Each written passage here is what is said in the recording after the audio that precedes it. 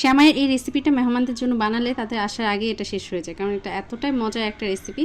আসসালামু আলাইকুম, আশা করছি আজকের রেসিপিটা আপনাদের ভালো লাগবে। যদি ভালো লাগে অবশ্যই একটা লাইক দিবেন, আর আমাকে সাপোর্ট করার জন্য আমার ভিডিওটা বেশি বেশি শেয়ার করবেন। রেসিপিটা তৈরি করে নেওয়ার জন্য আমি এখানে এক প্যাকেটের চেয়ে কিছুটা কম পরিমাণ শ্যামাই নিয়ে নিয়েছি।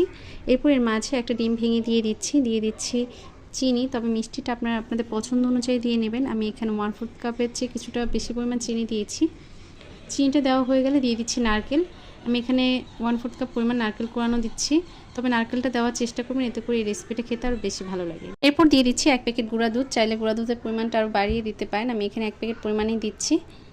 গুঁড়া দুধটা দেওয়া হয়ে গেলে দিয়ে দিব পরিমাণ মতো লবণ, আর আমি এখানে চিমটি পরিমাণ লবণ দেবো। যেহেতু মিষ্টি জাতীয় খাবার, খুব বেশি লবণের প্রয়োজন হবে না, শুধু মিষ্টির ব্যালেন্সটি ঠিক রাখার জন্য সামান্য পরিমাণ লবণ দিয়ে দিচ্ছি।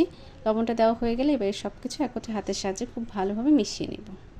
এই রেসিপিটা এতটাই মজার একটা রেসিপি, আর এটা তৈরি করে আপনি অনেক দিন পর্যন্ত সংরক্ষণ করে রেখে দিতে পারবেন। খুবই সহজ তৈরি করে নিতে, খুবই অল্প সময় তৈরি করে নেওয়া যায়, আর খেতে ভীষণ ভালো লাগে।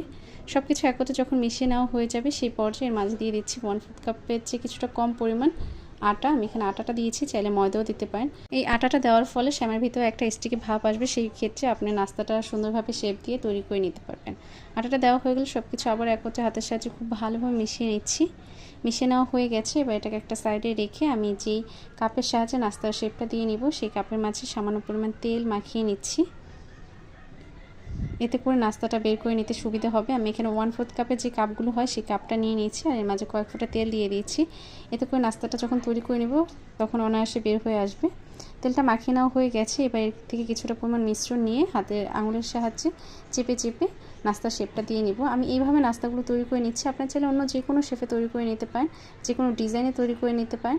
এভাবে তৈরি করে নিলে খুবই সহজ হয়, আর প্রত্যেকটা নাস্তা একই সাইজে হয়ে থাকে। এবার হাতের উপরে একটু প্রেশার ক্রিয়েট করলে এটা বাইরে বেরিয়ে আসবে। বের করে নেওয়াটাও সহজ, দেখেই বুঝতে পারছেন কি সহজ কি সুন্দর একটা ডিজাইনের নাস্তা তৈরি করে নিলাম। এই একইভাবে আমি সমস্ত নাস্তাগুলো তৈরি করে এভাবে তৈরি করে নিলে খুবই অল্প সময় অনেকগুলো নাস্তা আপনি তৈরি করে নিতে পারবেন। নাস্তাগুলো সব তৈরি করে নেওয়া হয়ে গেছে, এবার এটাকে একটা সাইডে রেখে দিচ্ছি। এরপর এগুলো ভেজে নেওয়ার জন্য চুলায় একটি প্যান বসিয়ে নিয়েছি, আর তাতে পর্যাপ্ত পরিমাণ তেল দিয়ে দিচ্ছি। তেলটা যখন গরম হয়ে এসেছে সেই পর্যায়ে এক এক করে এর মাঝে ছেড়ে দিচ্ছি। চুলা আঁচটা মিডিয়ামে রেখে উল্টে পাল্টে সময় নিয়ে ভেজে নেব। খুব বেশি বাড়িয়ে নেওয়া যাবে না, এতে করে সেমাইটা খুব দ্রুত পুড়ে কালো হয়ে যাবে, সেক্ষেত্রে খেতে দেখতে কোনোটাই ভালো লাগবে না।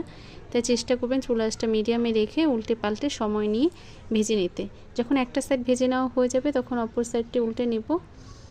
এভাবে উল্টে পাল্টে দুইটা পাশ যখন খুব সুন্দর একটা কালার চলে আসবে সেই পর্যায়ে তেল ছড়িয়ে তুলে নেব।